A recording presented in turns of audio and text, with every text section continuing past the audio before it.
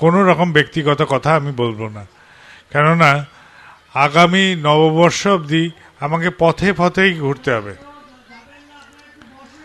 আমার বাড়ি ফেরা এখন নেই, একবারে নববর্ষের আগে বাড়ি ফিরব। আর মাঝে 3 দিন খালি আছে, ঠাকুরের তিরোধান দিবস, ঠাকুরের তিরোধান তিথি এবং দোল। এই 3টের সময় আমি দেওঘরে কিছুক্ষণের জন্য ঢুকবো, গিয়ে ঠাকুর প্রণাম করে আবার বেরিয়ে যাব। কাজেই কথা তো অনেক বেশি বলা হয়ে যাবে যদি সবার সাথে ব্যক্তিগতভাবে বলি। এই ভেবে আমি সবাইকে বলেছিলাম যা বলার আমি একযোগে সবাইকে বলে দেব, তার থেকে যদি কিছু গৃহীত করে নিয়ে তারা জীবনের যে সূত্র সমাধান খুঁজছিলেন সেটা যদি পেয়ে যান তাহলেই আমার বলা সার্থক। যারা বিদ্যার্জন করেন, এখানে এসেছিলেন, ভেবেছিলেন বাবাইদাকে বলা যাবে, পড়াশোনার বিষয় জিজ্ঞেস করবেন ভেবেছিলেন, তাদের আমি বলি পড়াশোনা করতে গেলে একাগ্র থাকো, নিষ্ঠা রাখো। একাগ্রতা নিষ্ঠার থেকে আর অন্য কোনো কিছু দিয়ে বিদ্যার্জন করার সুবিধা নেই। যারা আজকে পড়াশোনা বাদ দিয়ে ভাবছে যে খেলাধুলা করে জীবন চালিয়ে যাওয়া যাবে, তাদের বলি সবচেয়ে বড় ভুল এটা, সবচেয়ে বড় ভ্রান্তি এটা। সবচেয়ে সহজ উপায় যে বিদ্যার্জন করে নিজের জীবনে প্রতিষ্ঠা পাওয়া, এটা অনেক সহজ। যদি ভাবো যে খেলাধুলা করে, তাহলে 125 কোটির দেশে 11 জন মাত্র খেলোয়াড় খেলতে নামে একটা ক্রিকেট দলে, তাহলে কঠিন কোনটা? যে কর্মসংস্থান করে নিজের ভাত রুটি রোজগার করার একটা উপায় বের করা বিদ্যার্জন করে, না খেলে ধুলে ওই কষ্ট করে ওই 11 জনের মধ্যে সামিল হওয়া? খেলে আনন্দ পাও ততটুকুই যখন বাড়িতে খাওয়ার ব্যবস্থা থাকে, ফ্রিতে খাওয়ার ব্যবস্থা থাকে, ততক্ষণ ভালো লাগে খেলাধুলা করতে। যখন ওইটা দিয়ে তোমাকে রুটি রুজি জোগাড় করতে হবে তখন কিন্তু তোমাদের ভালো লাগবে না, একদম ভালো লাগবে না। সবচেয়ে সহজ উপায় হচ্ছে বিদ্যার্জন করে জীবনে প্রতিষ্ঠা পাওয়া। তাই তোমরা যারা পড়াশোনা করছো অমনোযোগী হয়েও না, গান শেখো, গান ঠিক করে শেখো, খেলা শিখলে খেলা ঠিক করে শেখো, যা শিখবে ঠিক করে শেখো। যদি তাতে আনন্দ পাও তাহলে বুঝবে যে তাতে একাগ্র থাকতে পারবে, তাতে নিষ্ঠা থাকবে। এইভাবে তুমি চলো। প্রত্যেকটা বিদ্যা যারা অর্জন করতে চান তারা এইভাবে চলুন। ক্যারাটে শিখতে গেলে ক্যারাটেও শেখো মন দিয়ে, যেটা শিখতে চাও, কিন্তু মন দাও, আনন্দ উপভোগ করো তাকে, তবে তুমি আনন্দ পাবে। যারা কর্মসূত্র বা চাকরি সূত্র বা এরকম কিছু খুঁজছিলেন তাদের বলি হাতের কাছে যেটা পাবেন সেটাই নিয়ে নেন, অপেক্ষা করবেন না। আমার বিদ্যার সাথে এই কাজটা ঠিক সামঞ্জস্যপূর্ণ নয়, ছেড়ে দেবেন না, নিয়ে নিন। কারণ যদি দোতলায় উঠতে হয় তাহলে প্রত্যেকটা ধাপে পা দিয়ে দিয়েই দোতলায় উঠতে হবে। লাফিয়ে 2-4টে ধাপ বাদ দিতে পারেন, কিন্তু ধাপে পা দিয়েই উঠতে হবে। উড়ে গিয়ে আমরা উঠতে পারবো না, কোনো না কোনো অবলম্বন ধরেই আমাকে দোতলায় উঠতে হবে। তাহলে জীবনের পথে যদি প্রতিষ্ঠা লাভ করতে হয়, ছোটোখাটো যে কার্যক্রমই হোক সেটাকে ধরে নিয়ে যান, এগিয়ে চলেন, দেখবেন যে তার থেকে আপনার জীবন কোনো না কোনোভাবে একটা প্রতিষ্ঠা লাভ করবে, কর্মসংস্থান হবে আপনার। যারা ব্যবসার কথা ভাবে এসছিলেন আমাকে বলবেন বলে, তাদের বলি ব্যবসার জন্যে ঠাকুরের বলা ব্যবসার পঞ্চনীতি হুবহু পালন করুন, ফাঁক রাখবেন না তাতে। ব্যবসার পঞ্চনীতিতে কোনো রকম ফাঁক রাখবেন না। যদি না জানা থাকে এই কাছেই 5 মন্দির, ওখানে দেখে নিতে পারেন, বা যেসব কেন্দ্র মন্দির আশেপাশে আছে তাদের থেকে জেনে নেন। যদি তাদের কেন্দ্র মন্দিরে কোথাও না থাকে ঋত্বিক দাদা থেকে জেনে নেবেন। যাই গুরু ভাইরা চর্চা করেন এইসব ঠাকুরের বলা কলাগুলো নিয়ে, তাদের থেকে জেনে নেবেন। কোনো না কোনো সূত্র ধরে ব্যবসার পঞ্চনীতিরা জানেন। আর কি করবেন, এই নীতি পালনের সাথে সাথে দেখবেন যে আপনার ইনভেস্টমেন্টের 2% রিটার্ন যদি না আসে, যা আপনি নিবেশ করছেন তার 2% রিটার্ন না আসে, তাহলে বুঝবেন ব্যবসা এলোমেলো হয়ে গেছে, কোথাও ত্রুটি হয়ে গেছে। এর থেকে বেরিয়ে আসতে হবে। জল ঢালবেন না, তাতে জল ঢালবেন না, মোটেই ঢালবেন না, তাহলে আপনার পিতৃদত্ত যে ভিটেটা ছিল সেটাও হাতছাড়া হবে, যেটুকু জমি অবশিষ্ট আছে সেটাও যাবে, জমানো টাকা যা আপনি কষ্ট করে জমিয়েছিলেন সেটাও যাবে। আগে খুঁজুন কোথায় ত্রুটি হচ্ছে, যে ইনভেস্টমেন্টের 2% আমার রিটার্ন আসছে না, যদি সেটা জেনে নেন তারপরে ব্যবসায় হাত দেন। যদি না জানতে পারেন অপেক্ষা করে কারুর আন্ডারে কিছুদিন কাজ করুন, এইরকমভাবে এগোতে থাকেন। এই এগোনোগুলো দিয়েই আপনি আবার হয়তো ব্যবসায় নামতে পারবেন, বুঝে নিয়ে কোথায় ত্রুটি হয়েছিল। যারা সন্তানের বিবাহের জন্য এসেছিলেন বলবেন ভেবে, তাদের বলি মেয়েদের শৃঙ্গার শেখান। শৃঙ্গার মানে কেবল সাজগোজ নয়, কথাবার্তা, চাল চলন, নিজেকে উপস্থাপনা করা সর্বমোটভাবে। এই উপস্থাপনা বুদ্ধি মেয়েদের যদি সুন্দর থাকে, কোথায় কি পোশাক পরব, কোথায় কিভাবে প্রকাশ করব নিজের কথাটাকে, কীরকমভাবে হাঁটা উচিত, কীরকমভাবে ভঙ্গি করা উচিত, কীরকমভাবে পরিবেশন করা উচিত নিজেকে, এই বোধ যাদের আছে তারই শৃঙ্গার রস তার আছে। তো মেয়েদের এইগুলো শেখান। আর নিজের ছেলেকে বলুন ভালো করে কাজে নাম, কারণ ছেলের পরিচয় কর্ম দ্বারা, ছেলের আর কোনো কিছুতে পরিচয় হয় না। সে কেমন কর্ম করে তার উপরেই তার পরিচয়। তো কর্মের ওপরে ছেলের পরিচয়। তাই ছেলে সন্তানদের, ছেলে মেয়ে সবাইকে এইভাবে তৈরি করুন। আত্মীয় স্বজনদের বলুন, হিতৈষীজনদের বলুন, স্বজাতির মানুষদের বলুন, ঠিক আপনার কাছে উপযুক্ত যোগাযোগ এসে যাবে। যারা চিকিৎসার জন্যে আগেই ভাববেন যে এদিকে যাওয়া যায় কিনা, ওইদিকে যাওয়া যায় কিনা, বিভিন্ন জায়গায় না গিয়ে হাতের কাছে যে চিকিৎসক আছে তার সাথে আগে যোগাযোগ করুন।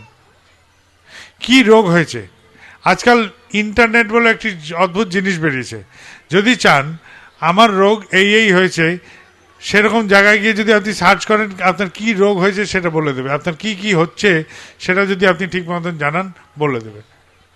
তো ডাক্তারবাবুদের সাথে চিকিৎসা করার জন্য আগে নিজে অবগত হন আপনার কি হয়েছে। সৎ, দক্ষ, শুভানুধ্যায়ী চিকিৎসকের সন্ধান করেন। ইন্টারনেট কিন্তু সবাই ঘাঁটতে পারবেন না, কিন্তু বাচ্চা ছেলেগুলোকে বলুন, ওরা ফটাফট ঘেঁটে দেবে, কেননা তারা এইটাতে শ্বাস প্রশ্বাস নিতে নিতে বড় হচ্ছে, তাই তাদের কাছে ওটা সহজাত। একটু বয়স বেশি যাদের, তাদের কাছে এটা সহজাত নয়। সেই জন্যই বললাম যে যারা কম বয়সী তারা পরিবারের লোকদের এইভাবে সাহায্য করো। আর দক্ষ, সৎ, শুভানুধ্যায়ী চিকিৎসকের সন্ধান করো, তাদের যোগাযোগ করো, আর তারপরে এই যোগাযোগের মাধ্যম দিয়ে চিকিৎসা শুরু করাও। ছোটবেলায় বলতো ভূতের ভয় পেলে রাম রাম জপ কর, এরকম বলতো কেউ কেউ। তা আমিও বলি যদি সুস্থতা চাই তাহলে আনন্দে থাকেন, কেন আনন্দে থাকলেই তবেই সুস্থতা আসবে, আনন্দে না থাকলে কিছুতেই সুস্থতা আসবে না। আপনি নিরানন্দে থাকেন, চিকিৎসার পৃথিবীর সবচেয়ে বিখ্যাত চিকিৎসক এসে চিকিৎসা করাক, কিছুদিন পরে আবার অসুস্থ হবেন। কারণ মন যদি ঠিক না থাকে, এই মনটাই হচ্ছে রোগের সবচেয়ে বড় জায়গা, এইটাকে ঠিক করা দরকার। আমাদের আনন্দে থাকার প্রয়োজন, তাই বোধ করলাম। সুস্থ থাকতে গেলে আনন্দে থাকতে হবে। তো আনন্দ কেন থাকব? কারণ আমার অস্তিত্ব চায় আনন্দে থাকতে, আমার জীবন চায় আনন্দে থাকতে। কোনো না কোনো উপকরণ খুঁজে নিই যেখানে আনন্দ পাওয়া যায়। খেয়ে আনন্দ, খাইয়ে আনন্দ, নেচে আনন্দ, নাচ দেখিয়ে আনন্দ, নাচ দেখে আনন্দ, গান গেয়ে আনন্দ পাচ্ছে কেউ, গান শুনে কেউ আনন্দ পাচ্ছে, মেলায় গিয়ে আনন্দ পাচ্ছে কেউ, মেলায় বিক্রি করে আনন্দ পাচ্ছে। তা আনন্দ খুঁজে নিই আমরা, আনন্দটা খুঁজে নিই, কারণ আমাদের অস্তিত্ব চায় আনন্দে থাকতে, আমাদের সত্তা চায় আনন্দে থাকতে। আর কি চাই? আমার এই আনন্দের এই ধারাকে যে ব্যাহত করে সেটা আমার কাছে শয়তান। আমার আনন্দ পাওয়াকে যে আড়াল করে, অভিঘাত করে, যে আমার আনন্দ পেতে আমাকে বঞ্চিত করে, তাই আমার কাছে শয়তান। তো আমার নির্ধারণ করার ক্ষমতা আছে আমার আনন্দ পাওয়ার উপায় কি, আর আমার আনন্দ পাওয়ার বাধা কি, এই বোধ আমাদের মধ্যে আছে। ধরা যাক একজন নেশা করে আনন্দ পায়, পথে লুটুতে লুটুতে এলো, এমন রব উঠলো, পাড়া প্রতিবেশী তাকে গালি দিল, বাড়িতে এলো, বউয়ের সাথে অশান্তি হলো, বাপকে নাম তুলে পরের দিন তোর বাপ নর্দমায় পড়ে থাকা মাল। ছেলেও লজ্জা পেল, কিন্তু সে নেশা করে খুব আনন্দ পেল। তাহলে কি এটাকে আনন্দ বলা চলে? এটাকে আনন্দ বলা চলে না। সে একা আনন্দ পাচ্ছে, অথচ সেই আনন্দে আর কেউ সামিল হতে পারছে না, পরিবেশ সামিল হতে পারছে না, পরিবার সামিল হতে পারছে না, আত্মীয় স্বজন, পরিবারের মানুষরা কেউ সামিল হতে পারছে না, কেবল সেই একাই আনন্দ পাচ্ছে। এই রকম আনন্দ, এটাকে আনন্দ বলে না। এটা এক ধরনের হতাশারই বহিঃপ্রকাশ, পালিয়ে যাওয়ারই একটা নামান্তর। নেশা খুঁজছি, পালিয়ে যেতে চাই, আমি হুঁশে থাকতে চাই না, অবচেতন থাকতে চাই, পালিয়ে যেতে চাই, কেননা আমি আমার জীবন নিয়ে খুশি নই, তাই এরকম করতে চাই। চেষ্টা করতে হয় এই ধরনের আনন্দ, যেটা ব্যক্তিগত, শুধু আমারই আনন্দ আর সবারই নিরানন্দ, এইসব আনন্দ থেকে দূর থাকে। আমার আনন্দ যেন সার্বিক আনন্দ হয়। সেই জন্য বলছি আমাদের সত্তা বা অস্তিত্ব চায় আনন্দে থাকতে।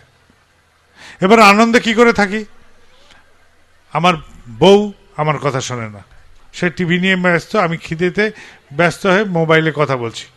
আমার ছেলে পুলে, ভাই বন্ধু, জগাই মাথায় যারা এক বাড়ির ছাদে থাকি, সবাই বিচ্ছিন্ন দ্বীপের মতন বাস করছে।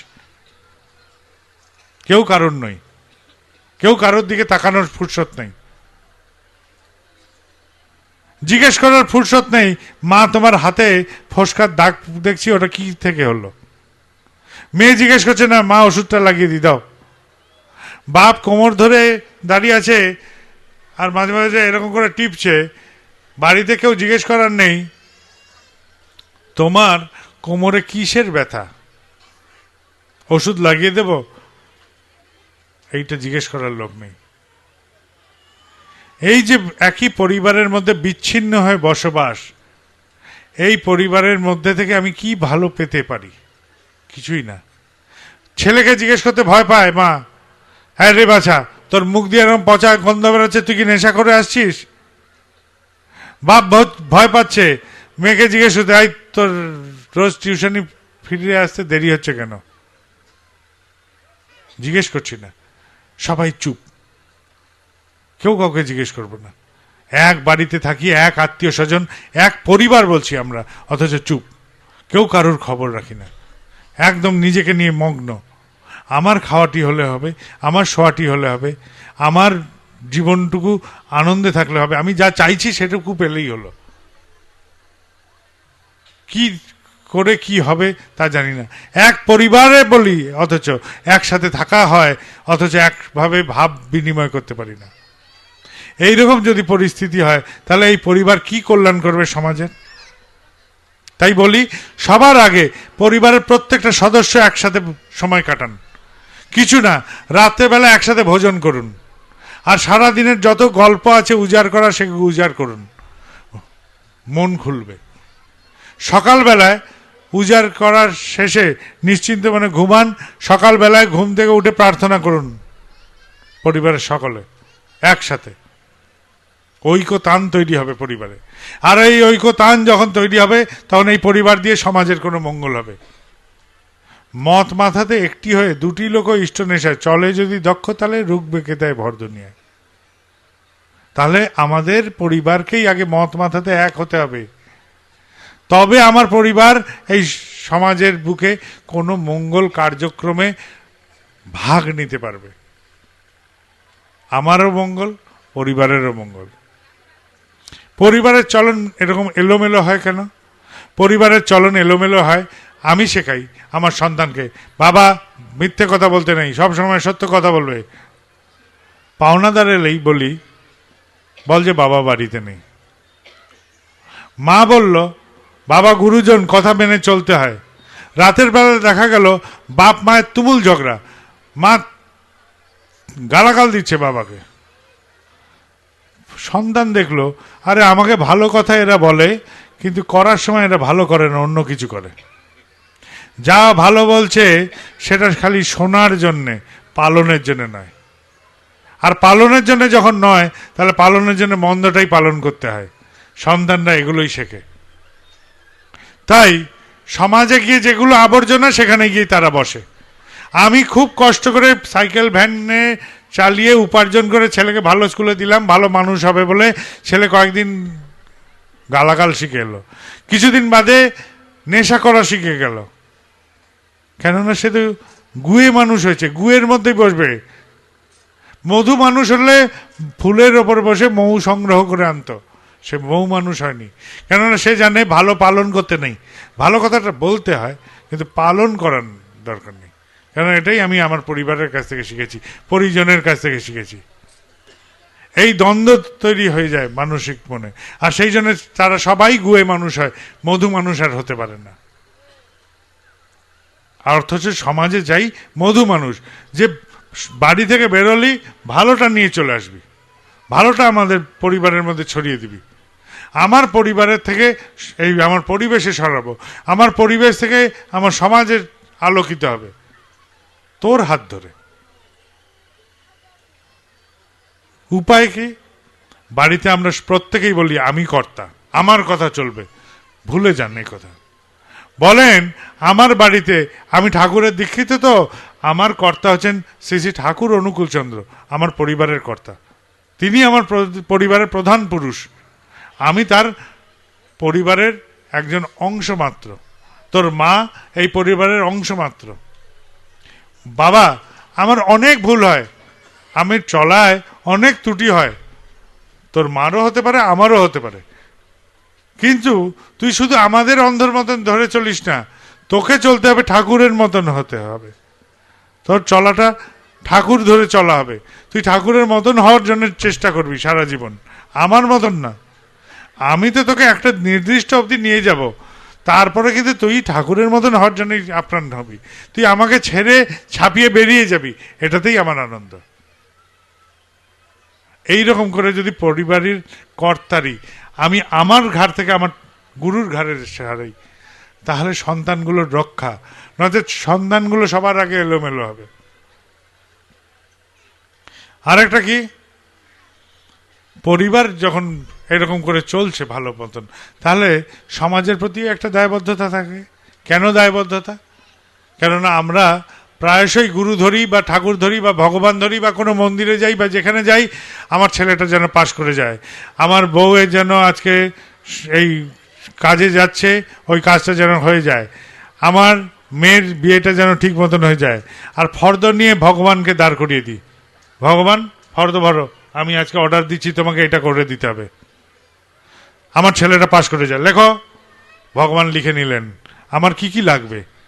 কেন আমি মালিক, তিনি আমার অনুগামী, তিনি অনুগামী, আমি তো মালিক। আমি তো বলছি তুমি এটা করে দাও, ওইটা করে দাও। অর্ডার কে দেয়? যিনি মালিক তিনি অর্ডার দেবেন, তাই নয় কি? যিনি মালিক তিনি অর্ডার দেন, আর যিনি পরিষেবক তিনি ওই অর্ডার নিয়ে নিয়ে পালন করবেন। তাহলে ঈশ্বরই বলি, ভগবান বলি আর ঠাকুরই বলি, তিনি হচ্ছেন আমার পরিষেবক, আমি নই, আমি মালিক। এই যে ভাব, এর থেকে দূর হওয়া দরকার। কারণ প্রার্থনা দুই রকম হয়, একটা হচ্ছে নিষ্কাম প্রার্থনা, একটা সকাম প্রার্থনা। আমার বাবা ভালো হয়ে যান, আমার মা ভালো হয়ে যাক, আমার পরিবারের ভালো হোক, আমার সন্তানের ভালো হোক, এই যে প্রার্থনা করছি এগুলো সব সকাম প্রার্থনা। আর আমি যেই বলবো এই ভাইয়ের ভালো হোক, ওই মায়ের ভালো হোক, ওই দাদার ভালো হোক, এই যে বলি, যার সাথে আমার রক্ত সম্পর্ক নেই, অথচ আমি তার জন্য প্রার্থনা জানাই, এই প্রার্থনা তখন পূরণ হয়। সকাম প্রার্থনা, এটাকে বলে নিষ্কাম প্রার্থনা। ঈশ্বর সকাম প্রার্থনা গ্রহণ করেন না, তিনি নিষ্কাম প্রার্থনা গ্রহণ করেন। আর নিষ্কাম প্রার্থনা তখনই মঞ্জুর হয় যদি কর্ম ঠিক মতন ধায়। আমি চাষ করলাম, লাঙ্গল দিলাম, বীজ বপন করলাম, আর একজন আমার জন্য প্রার্থনা জানালো, তখন বৃষ্টি এলো। তো দৈব অনুগ্রহ এইভাবেই হয়। আমি যখন সঠিক কর্ম করি এবং আমার জন্য যদি যথাযথ প্রার্থনা করার একজন মানুষ নিষ্কাম প্রার্থনা জানায়, তাহলে আমার কর্ম প্রচেষ্টা সফল হবেই হবে, তাকে আটকানো যাবে না। তাহলে আমি আমার জন্য শুধু প্রার্থনা করলে তো পূরণ হচ্ছে না, আমার জন্য প্রার্থনা করার একজন মানুষ দরকার, যিনি এই প্রার্থনাটা জানাতে পারেন, পরিবেশকে জানাতে পারেন যে হ্যাঁ বাবাইদার এই অসুবিধা হয়েছে, এটা করে দাও ঠাকুর, ভগবান ওই মানুষটার এই অসুবিধা হয়েছে, এটা করে দাও। এই যে প্রার্থনা জানাচ্ছেন, এই রকম বান্ধবতা তৈরি করতে হবে। তাহলে সমাজের সাথে এই বান্ধবতার সৃষ্টি করতে হবে, যাতে আমার সাথে সমাজের এরকম বান্ধবতা হয়। কি করে আসতে পারে বান্ধবতা? যদি আমার সবচেয়ে প্রিয় জিনিস আমি দিই সমাজের কাছে, আমার সবচেয়ে প্রিয় যা তা যদি দিই, তবে বান্ধবতা চিরস্থায়ী।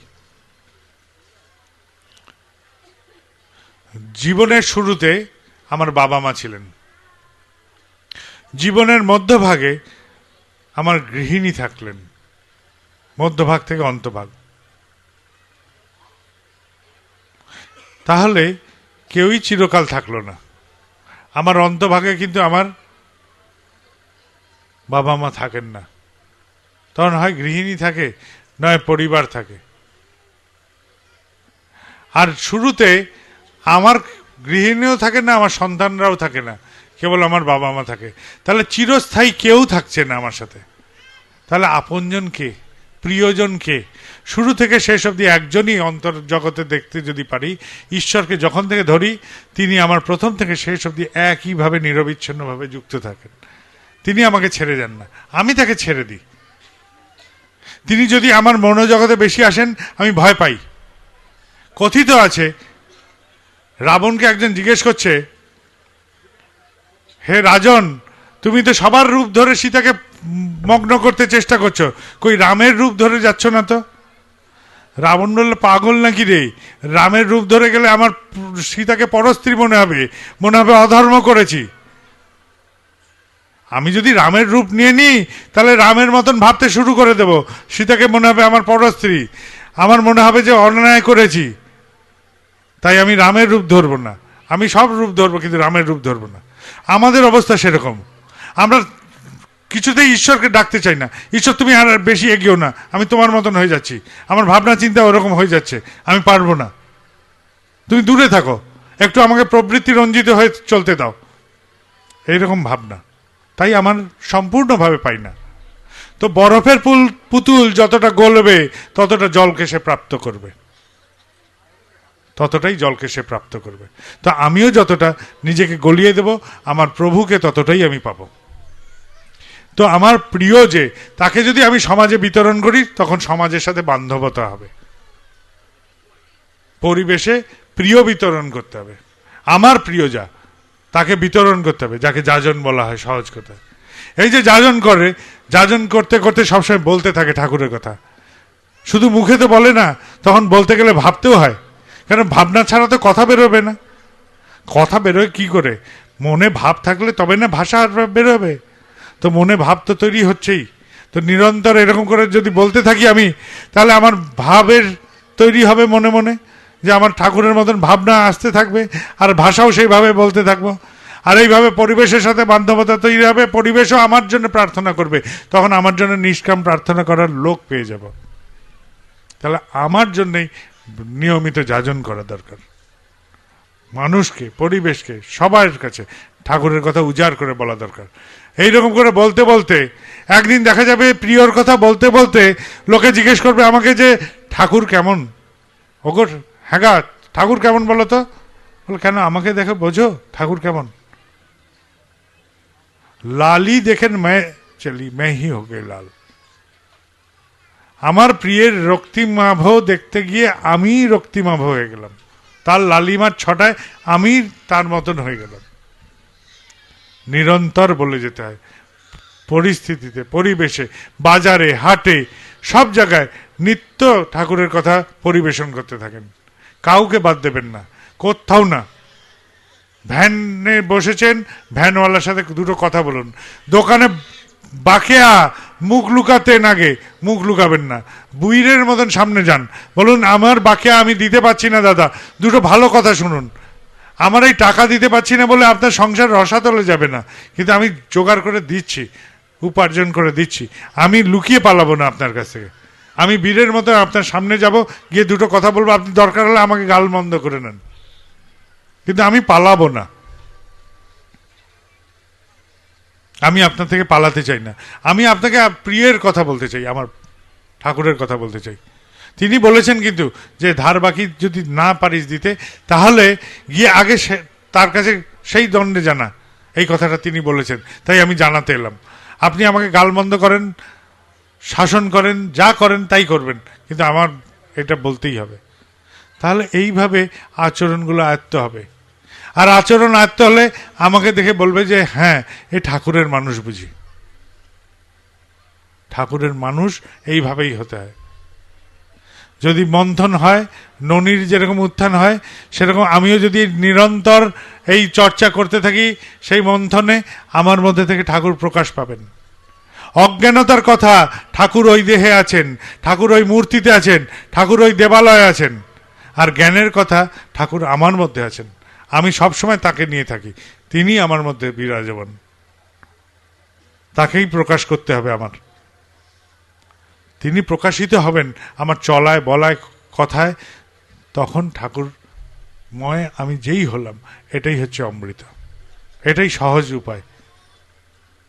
ভুলে যান, কেউ এসে রক্ষা করবে আমাদের, কেউ করবে না, কেউ করতে পারে না। ভগবান আসবেন, এসে আমাকে রক্ষা করবেন, এরকম হয় না।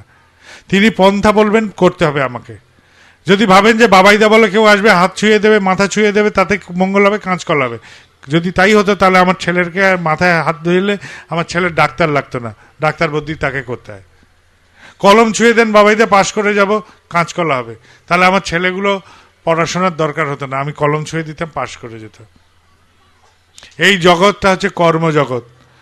রামচন্দ্র যখন এসছেন, ভগবান রামচন্দ্র, তার বউ নিয়ে কেউ পালিয়ে গেছে, তিনি নিজেকে আশীর্বাদ করলেই তো হয়ে যেত, হলো না তো। সেতু বন্ধন করতে হলো, অত কষ্ট করে পরিশ্রম করে সেতু বন্ধন করতে হলো, গিয়ে রাবণের সাথে যুদ্ধ করতে হলো। তিনি যদি ভগবানই হবেন, তো তিনি নিজেকে আশীর্বাদ করলেন না কেন, বউ ফিরে আসো, রাবণ মরে যাও, সেতু বন্ধন হয়ে যাক, সবই তো নিজেকে আশীর্বাদ করতে পারতেন। তাহলে ভগবানেরও এখানে আশীর্বাদ কাজ হয় না, কারণ এটা কর্মজগৎ। এইখানে যে আসবে এই কর্মজগতে, তাকে কর্ম করতেই হবে, আর তিনি কর্ম করেই দেখিয়েছেন। তিনি আমার হাতে পাখা ধরিয়ে দিয়ে বলবেন হাত নাড়া, আর আমি যদি পাখাটা ধরে থাকি, তবে কি হাওয়া খাবো? এটাই হচ্ছে কথা। হাত না নড়ালে এই পাখার হাওয়াও খাওয়া যায় না। এই জগৎ এরকমই দস্তুর। আপনারা সবাই ভালো থাকবেন, কথাগুলোর মর্মার্থ উপলব্ধি করবেন। আর আজকে বাবাইদা এসছেন বলে একটা দীক্ষার অনুষ্ঠান হলো, আজকের দিনের জন্যই সামিল হয়ে শেষ করে দেবেন না। পথে ঘাটে সবসময় নিজেদের এই চর্চাগুলো চালান। আমি এইভাবে চলি, এইভাবে ভাবি। আমাকে যদি কেউ বলতো এখানে এক ভগবান আছেন, যিনি তোমার মাথায় হাত ছুঁয়ে দিলে সব হয়ে যায়, আমি যেতাম না তার কাছে, একদম যেতাম না। এরকম ভগবানের পাল্লায় আমি পড়তামই না। আমি পড়তাম সেই ভগবানের পাল্লায় যিনি বলতেন যে তোকে আমি কর্ম শিখিয়ে দিচ্ছি, কিভাবে চলতে হবে, আমি সেই ভগবানের কাছে যেতাম। কেননা আমি যদি আজকে তোমার কাছে যাই, বললো যে এইটা হয়ে যাবে, হয়ে গেল, ওইটা হয়ে যাবে, হয়ে গেল, সেইটা হয়ে যাবে, হয়ে গেল, শেষে কি হবে, আমার চলার ক্ষমতাও হারিয়ে যাবে, আমার করার ক্ষমতাও হারিয়ে যাবে। স্বাভাবিকভাবে যদি আমি বিড়ি খাই, বিড়ির দেশটাই ধরাতে ভুলে যাব। ভগবান বিড়ি জ্বালিয়ে দাও, চাক জ্বলে গেল, দেশটাই নাড়াতে পারবো না, শেষে হাত পঙ্গু হয়ে যাবে। আর তিনি যেদিন দেহ রাখবেন, তিনি যেদিন আমাকে ছেড়ে চলে যাবেন, সেদিন আমি করব কি? তাহলে সেই ভগবানের দরকার নেই। আমার সেই ভগবানের দরকার, যে ভগবান আমাকে কর্ম শিখিয়ে দেবেন, যে ভগবান আমাকে হাঁটা শিখিয়ে দেবেন, যে ভগবান কাদায় পড়লে কি করে উঠতে হয় সেই কায়দা শিখিয়ে দেবেন। আমাদের জীবনে এরকম ভগবান দরকার। কোনো বুজরুকের আশ্রয়ে যাবেন না, কোনো হাওয়াতে কিচ্ছু হবে না। একদম সত্য কথা বলছি, করাই পাওয়ার জননী, একদম সত্য কথা।